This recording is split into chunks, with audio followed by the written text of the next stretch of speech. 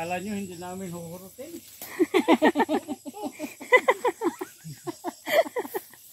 Guys, pasensya na guys. Ay, napakasayon na nyo ito guys. Kaya maya-maya ito, hurot guys.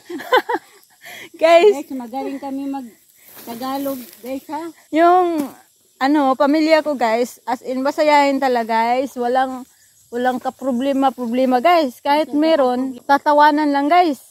Kapatid kasi namin guys, si Freddy Aguilar. Tawanan niya yung problema. Kaya kahit ganito kami mag-Tagalog guys, pero maintindihan nyo pa rin guys. Ito guys yung pinakamalaki talaga guys, na nakuha namin. Oo nga guys. Na-miss kami. Siguro yung iba guys na bunga ng mangga naluluoy na sa puno.